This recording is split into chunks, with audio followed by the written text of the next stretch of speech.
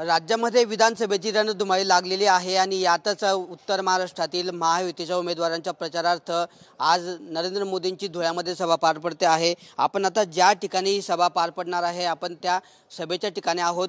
45 एकरावर या ठिकाणी ही सभा पार पडते आहे आणि सभेचं व्यासमंडप असेल किंवा पोलीस बंदोबस्त असेल असं सर्व चोख नियोजन या ठिकाणी करण्यात आलेलं आहे।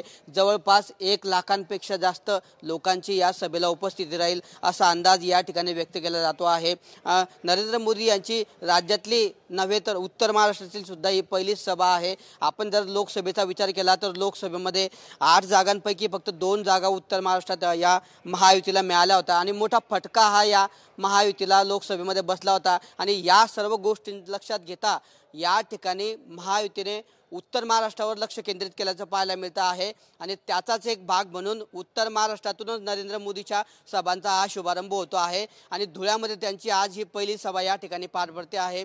सभेसाठी चोख नियोजन करण्यात आलेलं आहे। 2,500पेक्षा मोठा पोलिसांचा फौजफाटा या ठिकाणी तैनात करण्यात आल्याचं पाहायला मिळतं आहे। एकंदरीतच गेल्या काही दिवसांचा विचार केला तर काँग्रेसचा पंचसूत्री जाहीरनामा या ठिकाणी प्रसिद्ध झालेला आहे। दुसरीकडे विरोधकांकडून सातत्याने उद्योग गुजरातला हलवल्याची टीका केली जाते आहे।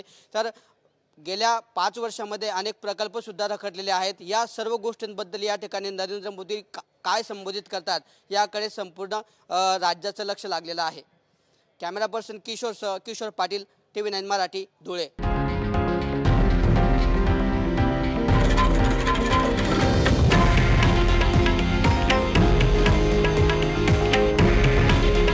हे आहे देशातील नंबर 1 न्यूज नेटवर्क आणि आपण पाहत आहात TV9 मराठी। काळजी तुमची, हित महाराष्ट्राचं।